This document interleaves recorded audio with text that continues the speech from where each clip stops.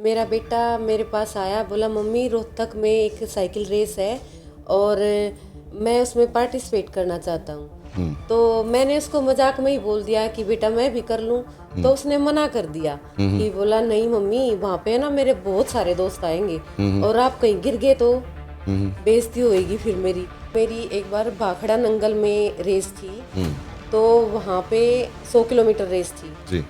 तो वहाँ पे जैसे रेस चल रही थी, कम से कम 20-30 किलोमीटर का रहती थी 100 किलोमीटर होने में। तो वहाँ पे एक जगह ऐसी आई बिल्कुल सुनसान, और मैं अकेली वहाँ पे साइकिलिंग कर रही थी और जैसे आगे निकल गए थे कोई पीछे भी रहता था। तो वहाँ पे ऐसे जंगली कुत्ते थे। वहाँ मतलब मेरे को यूं लगा आज तो तेरे को खाएंगे ये, आज तो छोड़ेंगे ही नहीं। मतलब मैं वहाँ खड़ी होकर रोने लगी कि ये क्या हो गया, ये मतलब मैंने सोचा नहीं था कि मेरा गोल्ड आ जाएगा। लेकिन इंसान चाहता है तो सब कुछ कर सकता है। अगर उस टाइम पे मेरे को यूं होता, स्पोर्ट मिल जाता, तो आज मैं शायद ओलंपिक में ही मेडल लेके आती। एक दिन मेरी एग्ज़ाम में ड्यूटी लगी थी, तो 12th क्लास एग्ज़ाम चल रहे थे उस टाइम पे। तो एक लड़का बहुत बुरी हालत में, नशे की हालत में आया और उससे ना तो पेन पकड़ा जा रहा है ना उससे नाम बताया जा रहा था। तो मैंने उसी दिन ठान लिया था कि मैं साइकिलिंग तो कर ही रही हूँ, क्यों ना मैं स्कूल कॉलेजों में जाके, एकेडमियों में जाके बच्चों को मोटिवेट करूँ कि वो नशे से दूर रहें। मतलब लेडीज़ कुछ भी कर सकती हैं, ये मत किसी भी उम्र, कोई भी उम्र हो, वो बस एक जुनून और एक जज्बा होना चाहिए। नमस्कार, डिजिटल भूमि पॉडकास्ट में मैं सौरभ आपका स्वागत करता हूं। आज हमारे साथ स्टूडियो में एक ऐसे मेहमान, ऐसी महिला मौजूद हैं जिन्होंने, आपको बता दें, एक मजाक को जो है अपनी ज़िंदगी का ज़रूरी मिशन बना लिया और 60,000 किलोमीटर से ज़्यादा जो है साइकिल चलाई और आज ये इंटरनेशनल साइकिलिस्ट हैं। साथ ही इन्होंने नशा मुक्त भारत को जो है घर घर तक, गांव गांव तक पहुंचाया है। फिट इंडिया की एम्बेसडर हैं स्वीटी मलिक जी, जो हमारे साथ मौजूद हैं। स्वीटी जी, सबसे पहले आपका बहुत बहुत स्वागत है हमारे चैनल में। सबसे पहले आप हमारे दर्शकों को बताएं कि आप कैसे परिवार से बिलोंग करते हैं, कहाँ से आप बिलोंग करते हैं, थोड़ा ये बताएं। मेरा जन्म बीगल गांव में हुआ था और भैसवान खुरद गांव है, इसमें मेरी शादी हुई थी और अब हम रोहतक रहते हैं।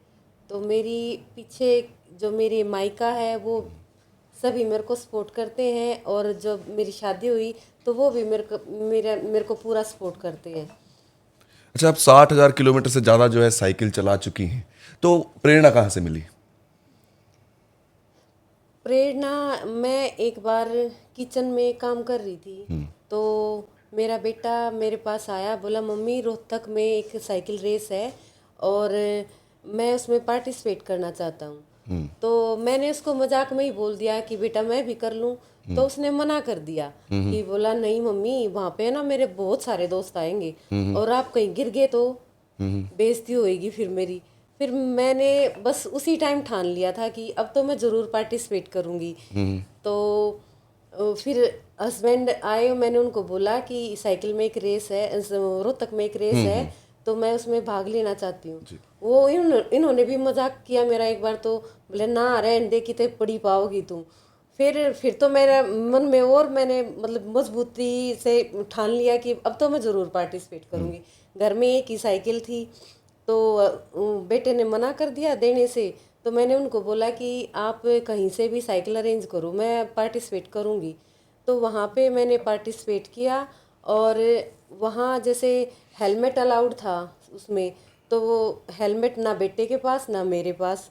तो बेटा कुदरती उसी टाइम जहाँ साइकिल रेस थी, एक मेरी फ्रेंड थी वो आ गई और वो स्कूटी पे थी, उसका स्कूटी का हेलमेट ले लिया मैंने और पार्टिसिपेट कर लिया। लेकिन बेटा नहीं कर सका क्योंकि उसके पास हेलमेट नहीं थी। जी। तो 10 किलोमीटर रेस थी, 10 किलोमीटर रेस में मैंने पार्टिसिपेट किया और मेरा पहली रेस में ही गोल्ड मेडल आया। अच्छा। तो बल्कि बीच में तो ये भी कह रहे थे रहने दे, कि तब पड़ी पाओगी तू, हाँ। मत जावे, हाँ। खाम खा कि चोट खा जाएगी। जी। पर फिर वो मन में यूं था कि अब तो तेरे को करना ही है बस वो कम से कम 2000 प्रतिभागी थे उस रेस में और मेरा उसी फर्स्ट रेस में मेरा गोल्ड मेडल आया। अच्छा, तो यानी कि जिद जो है आपने एक पकड़ ली थी। हाँ जी, बस फिर इन्होंने भी देखा कि ये तो मतलब इतने साल होने के बाद मतलब कभी कॉलेज टाइम में ही साइकिल चलाई थी, तो देखा तो ये तो कुछ भी कर सकती है। फिर मेरे हस्बैंड ने मेरा पूरा साथ दिया। जहाँ भी रेस होती, जहाँ भी होती, वो ये मेरे को लेके जाते। इवन अब तो बेटा रजिस्ट्रेशन करवाता है और ये मेरे साथ जाते हैं। अच्छा, तो बचपन से ही आपको स्पोर्ट्स और साइकिलिंग का शौक था या बाद में? नहीं, कभी कॉलेज टाइम में ही साइकिलिंग की थी। अच्छा। वैसे बाद में कभी नहीं चलाई फिर। अच्छा, गांव में अगर बात करें गांव की, तो गांव में उस समय में, आपके समय में माहौल कैसा था लड़कियों के लिए? गांव में इतना मतलब पहले इतना सपोर्ट नहीं देते थे। अगर उस टाइम पे मेरे को यूं होता, सपोर्ट मिल जाता, तो आज मैं शायद ओलंपिक में ही मेडल लेके आती। अब इस एज में आने के बाद थोड़ा यूं लगता है कि मतलब लेडीज कुछ भी कर सकती हैं। ये मत, किसी भी उम्र, कोई भी उम्र हो, वो बस एक जुनून और एक जज्बा होना चाहिए, वो हर उसमें कामयाब होती है लेडीज। अच्छा, आप टीचर भी हैं, तो टीचर बनने का सफर कैसा रहा? टीचर, मेरे को बहुत खुशी होती है बच्चों को पढ़ा के। मतलब इतनी संतुष्टि मिलती है कि मैं बच्चों को अच्छा अच्छा ज्ञान दूं, अच्छी अच्छी चीज़ें सिखाऊं। वो मोटिवेट भी होते हैं। इवन जब मैं साइकिल रेस जीत के आती हूँ, तो बच्चे मेरे से कोशिश करते हैं, बोलते हैं कि मैम हमारे साथ रेस लगाओगे? उनका बेटे तुम तो मेरे को हरा दोगे। बोले हाँ मैम, हम आपको हरा देंगे। लेकिन वो मतलब उनके अंदर भी जुनून होता है यूं कुछ करने का, दिखाने का, तो बच्चे तो मोटिवेट होते ही हैं इससे। अच्छा, नशा मुक्त भारत के साथ आप कैसे जुड़े, कब जुड़े? नशा मुक्त अभियान की शुरुआत मेरी, जैसे मैं साइकिलिंग तो कर ही रही हूँ, तो मैंने सोचा क्यों ना मैं नहीं, एक दिन मेरी एग्ज़ाम में ड्यूटी लगी थी, तो 12th क्लास से एग्ज़ाम चल रहे थे उस टाइम पे। तो एक लड़का बहुत बुरी हालत में, नशे की हालत में आया, और उससे ना तो पेन पकड़ा जा रहा, ना उससे नाम बताया जा रहा था। तो मैंने उसी दिन ठान लिया था कि मैं साइकिलिंग तो कर ही रही हूँ, क्यों ना मैं स्कूल कॉलेजों में जाके, एकेडमियों में जाके बच्चों को मोटिवेट करूँ कि वो नशे से दूर रहें। जी। और फिट इंडिया के जो है आप एम्बेसडर हैं, हाँ जी। वो क्या जर्नी है उसकी? फिट इंडिया की मतलब वो जैसे मेरी साइकिलिंग से ही प्रभावित हुए थे कि आप इस एज में आके इतना कुछ कर रहे हैं। तो उन्होंने संडे ऑन साइकिल राइड होती है एक संडे को, तो उन्होंने मेरे को वहाँ बुलाया और बोले मैम आप इतना अच्छा कर रहे हो, क्यों ना हम आपको फिट इंडिया एम्बेसडर बनाएं। जब बेटे ने आपको कहा कि अगर गिर जाओगी तो दोस्त मजाक उड़ाएंगे, तब आपको कैसा लगा था उस समय? तभी मेरे को महसूस हुआ था, तभी मैंने ठाना था कि अब तो मैं ज़रूर पार्टिसिपेट करूंगी और कुछ न कुछ करके दिखाऊंगी। तो यानी कि आपने उस चीज को नेगेटिव लेने की जगह आपने पॉजिटिव लिया, उसको हाँ जी, जुनून बनाया। हाँ जी। तो और उसके अलावा आपको क्या क्या पसंद है, साइकिलिंग के अलावा क्या हॉबीज है? साइकिलिंग तो है ही है। जी। मैं अगर थोड़ी सी भी मतलब यूं लगता है कि थकान हो जाती है या बीमार हो जाती हूँ, तो अपने मैं साइकिल उठा के चल देती हूँ। अच्छा। और बिल्कुल ठीक हो जाती हूँ। तो अभी तक आपने कहाँ कहाँ पे जो है, किस किस शहर में साइकिलिंग करी है या कहाँ कहाँ की है पूरे इंडिया में? मैंने अभी जैसे 2025 अक्टूबर 2025 में मेरी हुई थी कश्मीर से कन्याकुमारी। जी। ये थी 3758 किलोमीटर की ओके। रिले रेस थी जी। ये। तो इसमें ये लगा लो आप, इंडिया में तो कवर कर ही चुकी हूँ मैं। और हरियाणा में तकरीबन हरियाणा भी कवर हो चुका है मेरा। ओके। हाँ जी, मैं ज़्यादातर जो अपना काम करती हूँ साइकिलिंग के द्वारा ही करती हूँ। जैसे मेरा बेटा दिल्ली पढ़ता था, तो उससे मिलने भी मैं साइकिल से ही जाया करती। पीछे अपना लड्डू दूध लेके उससे ही मिलने, मतलब साइकिल से ही जाया करती थी। तो कभी किसी ने मजाक नहीं उड़ाया? नहीं, वैसे तो बोलते रहते हैं, लेकिन जो पहली प्रायोरिटी है कि अपना मन संतुष्ट होना चाहिए। जी, जी। वो सबसे, अपनी सेहत ठीक है तो सब ठीक है। हाँ। पहली रेस जब करी, कभी डर लगा आपको उस समय? नहीं, डर तो नहीं लगा, लेकिन मन में यूं था कि तेरे को आज कुछ करके दिखाना है। इसीलिए बस ये था कि हाँ, जुनून बन गया था मेरे अंदर। अच्छा, और उस वक्त आप गोल्ड लेके आए, आप बता रहे हैं पहली रेस में आपको गोल्ड मिला था, तब कैसा लगा और परिवार को कैसा लगा? उस टाइम पे मैंने, जब मेरी रेस पूरी हुई, तो मैं वहाँ पे खड़ी होके पहले मैंने हस्बैंड को फ़ोन किया। वो फ़ोन भी मतलब उस टाइम पे नहीं मिल रहा था। और फिर मैंने अपने घर पे मम्मी के पास फ़ोन किया, ना उनका मिल रहा था। फिर मेरे खुशी के इतने, मतलब मैं वहां खड़ी होकर रोने लगी कि ये क्या हो गया, ये मतलब मैंने सोचा नहीं था कि मेरा गोल्ड आ जाएगा। लेकिन इंसान चाहता है तो सब कुछ कर सकता है। कुल कितने मेडल अभी तक आप जीत चुके हैं? मेडलों का तो ढेर लगा रखा है सर। ओलंपिक क्या कोई ड्रीम नहीं है? ओलंपिक में अब तो शायद नहीं है। जी, ठीक है। साथ ही जब आप जीते तो आपको लगा कि उस दिन के बाद आपकी जिंदगी बदली? आपको लगता हाँ अभी भी जी, ऐसा? मैंने कभी सोचा नहीं था कि मैं मतलब कभी इस तरह से साइकिलिंग भी करूंगी और इस मोड़ तक आ पहुंचूंगी। और मतलब बहुत बहुत अच्छा महसूस होता है। जी। और सबसे बड़ी बात ये है कि मेरे हस्बैंड मेरा पूरा साथ देते हैं और मेरी फैमिली का भी पूरा सपोर्ट रहता है।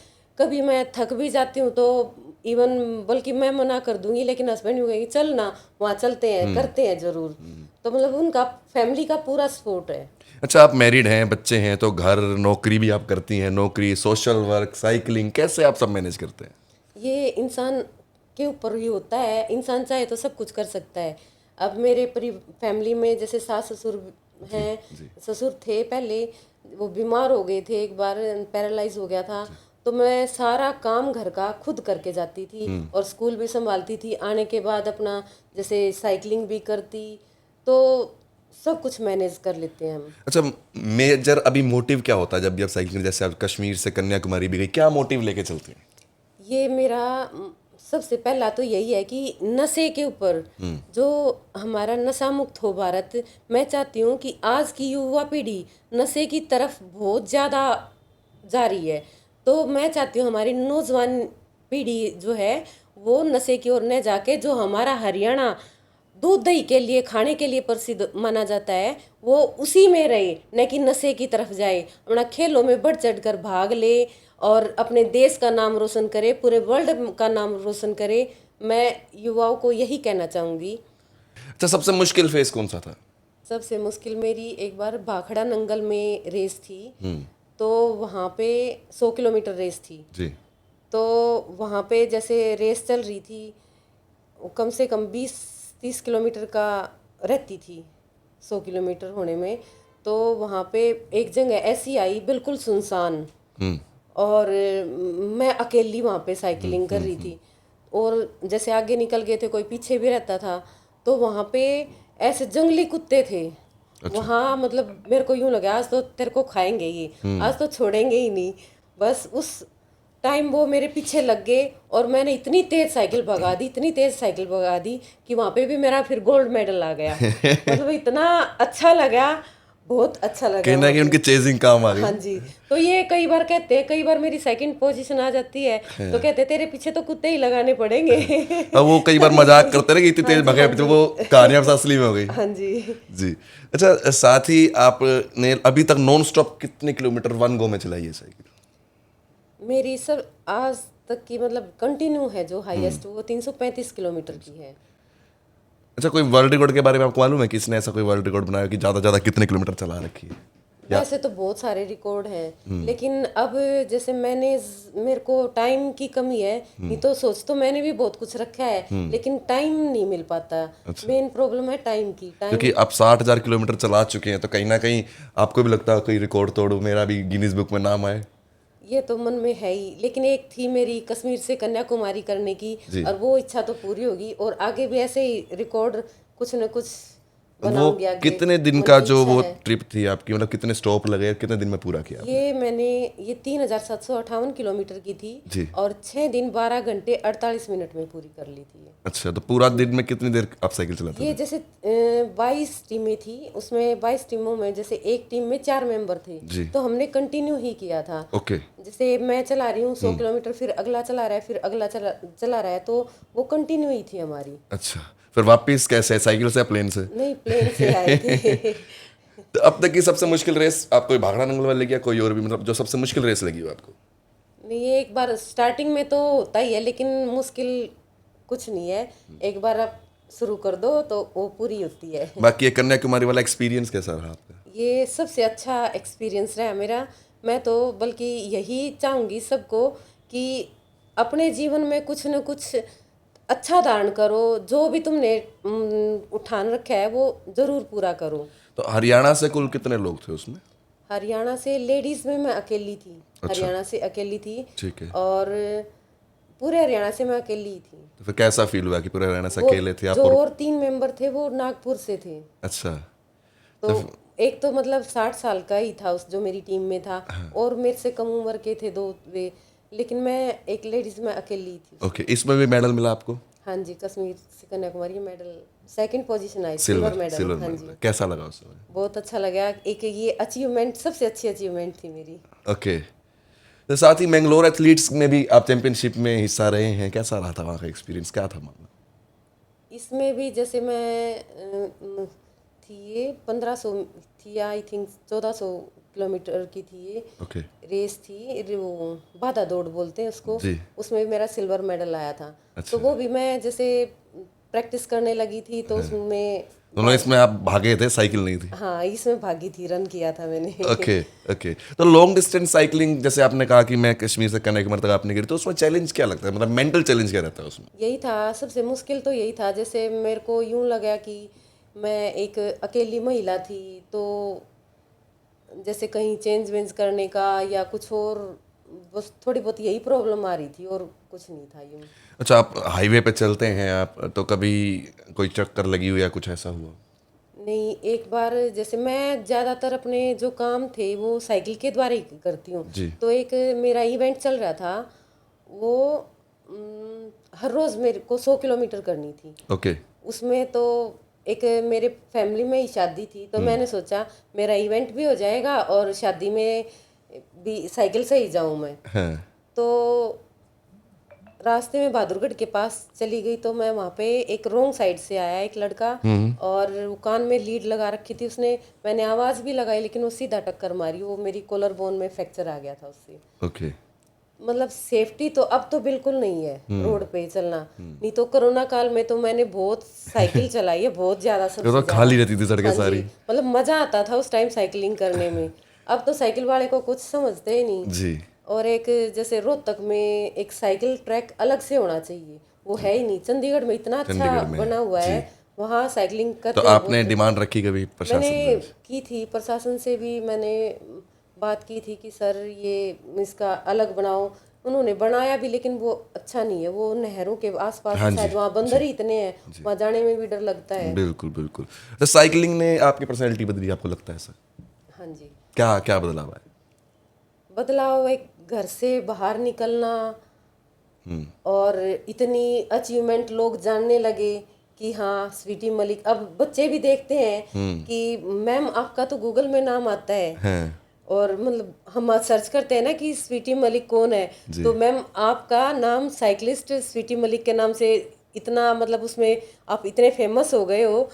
तो बड़ी खुशी होती है फिर मेरे को कि ओके। देखो बच्चे भी ऐसे आगे बता रहे हैं। अच्छा, आपने बताया कि स्टूडेंट जो है पेपर दे रहा था और नशे में था उसे, तो उस टाइम कैसा फील हुआ आपको? उस टाइम मेरे को बहुत, मतलब यूं लगा कि देखो हमारी युवा पीढ़ी कितना मतलब नशे की ओर जा रही है, कैसे कैसे हालात हो गए हैं। एक खेलने कूदने की बजाय और अच्छा खाने की बजाय नशे की ओर वो अग्रसर हो रहे हैं। तो मतलब उसी दिन फिर मैंने ये ठाना था कि मैं साइकिलिंग कर रही हूँ, क्यों ना मैं स्कूल कॉलेजों और उसमें एकेडमियों में जाके बच्चों को मोटिवेट करूँ। और हुए भी हैं, ऐसी बात नहीं है। एक बार मैं किसी गांव में गई थी, तो वहाँ पे मैंने शपथ दिलवाई नशे के खिलाफ। तो वहाँ फिर मैं अगले साल गई, तो एक लड़का आया, बोला बहन मैंने नशा बिल्कुल छोड़ दिया, आप शपथ दिलवा के गए थे ना, तो अब मैं बिल्कुल नशा नहीं करता। तो मेरे को बहुत खुशी हुई। 100 में से 1% भी, एक भी अगर ठीक हो जाता है तो कितनी खुशी होती है। जी। चलो एक तो सुधार हुआ। तो कॉल वगैरह भी आते होंगे आपको? हाँ जी, कॉल भी आती हैं। कई मेरी बहनें हैं, मतलब जो वो नंबर ले लेती हैं और उनको पता चलता है कि ये बहन जा रही है स्कूल कॉलेजों में, तो कहीं ना कहीं ये उनसे, मतलब ये हमारे बच्चे को ठीक कर सकती है, उनके बच्चे जैसे नशा करते हैं। जी। तो वो उस दिन वो जब अपनी पूरी कहानी बताते हैं तो मेरे को तो उस दिन नींद भी नहीं आती। सोचती हूँ कैसे करूँ इनको ठीक, कैसे क्या करूँ। तो मैं मतलब डॉक्टर से उनकी बात भी करवाती हूँ। और मतलब बहुत बुरा हालात होते जा रहे हैं हमारे हरियाणा के, खासकर जैसे पंजाब में जाना जाता है नशे के लिए, अब हरियाणा भी एक ऐसा ही प्रूफ होता जा रहा है। किसी भी स्टेडियम में जाओ आपको इंजेक्शन और कोई ना कोई इस तरह की चीज़ें कुछ ना पड़ी कुछ। मिलती हैं। इवन पब्लिक टॉयलेट्स में भी, अब तो कॉलेज के टॉयलेट्स में। हाँ जी, बुरा हाल हो गया बस। तो आपको क्या लगता है, ये गवर्नमेंट अभी तक जो कर रही है उसके अलावा कुछ एक्स्ट्रा जो आपको लगता है गवर्नमेंट करेगी इस चीज़ के लिए? देखो, गवर्नमेंट भी कोशिश तो कर ही रही है। वो कुछ न कुछ, जैसे ये साइक्लोथॉन करवाती है या और भी एक्टिविटीज़ करवाती हैं, लेकिन जब हम सब मिलके एक युवा पीढ़ी जब इस जागरूकता के लिए आगे आएगी तभी संभव है ये चीज़ें। तो हरियाणा में आपको की जो यूथ है उनके लिए सबसे बड़ा खतरा क्या लग रहा है इस टाइम पे, नशा या कुछ और? नशा सबसे बड़ा खतरा नशा है आज के टाइम में। तो गाँवों में अवेयरनेस भी आप करती हैं, तो अवेयरनेस करते हुए आपको क्या क्या वहाँ पर देखने को मिला? मैं जैसे गांव में गई थी तो वहाँ की वैसे लेडीज आई बहुत सारी और मेरे को पुचकारने लगी और बोली, बेटी हमारा छोरा नशा कर रहे हैं, उसकी भी छुड़वा देना है। और कई बार तो मतलब वो बूढ़ी बूढ़ी लेडीज यूं कहेंगी, बेटे हमारे पोते ये चिप्स कुरकुरे खावे हैं, यो भी एक नशा है, यो भी छुड़वा देना है। मतलब इस तरह की बातें वो कहते हैं। उनका फिर मैं उनको समझाती हूँ, बताती हूँ, फिर वो थोड़ी वो कहते हैं, वो मोटिवेट होती हैं। तो पेरेंट्स आपको क्या लगता है कहाँ पे गलती कर रहे हैं? पेरेंट्स एक तो जैसे फ़ोन की लत इतना मतलब बुरा हाल हो गया है कि बच्चे दूसरे कमरे में, पेरेंट्स दूसरे कमरे में, फ़ोन का पीछा ही नहीं छोड़ते। मैं तो ये मैसेज देना चाहूँगी कि पेरेंट जो बच्चों को हो वो बड़े बूढ़ों के पास जरूर बैठो, अपने माता पिता के पास जरूर बैठो। उनसे जो ज्ञान प्राप्त होगा वो गूगल पे ढूंढने से भी नहीं मिलेगा। अच्छा, और बुराइयों से दूर रहेंगे बच्चे। तो क्या आपको लगता है लड़कियां भी इस चीज़ की तरफ इन्वॉल्व होती जा रही हैं? हाँ, लड़कियां तो और भी ज़्यादा हो रही हैं, बहुत बुरा हाल हो रहा है। मैं एक बार यहीं से रोहतक में ही शायद पीजीआई में गई थी, कोई बीमार था तो रात को निकलना मुश्किल हो गया। यहाँ रोड पे ऐसा लग रहा था जैसे दिन निकला हुआ है, और बोतल लेके वो उसकी और हाथ में लेके ऐसे घूम रही है। मतलब बहुत लड़कियों का भी बहुत बुरा हाल हो रहा है, कॉलेज की लड़कियों का। अच्छा, नशा रोकने के लिए आपको क्या लगता है सबसे जरूरी क्या है, फैमिली, स्कूल या सोसाइटी? सोसाइटी और फैमिली, मतलब ज़्यादा से ज़्यादा अपने फैमिली को यही कहना चाहूँगी कि अपने बच्चों को टाइम दें, उनसे हर चीज़ शेयर करें, और बच्चों को भी अपने माँ बाप से हर चीज़ शेयर करनी चाहिए ताकि वो एक दूसरे के बारे में अच्छी तरह जान सके और इन बुराइयों से वो दूर रह सके। हरियाणा की महिलाओं को कोई मैसेज देना चाहेंगे? हरियाणा की महिलाएं आज कुछ भी कर सकती हैं, किसी भी चीज़ में पीछे नहीं है।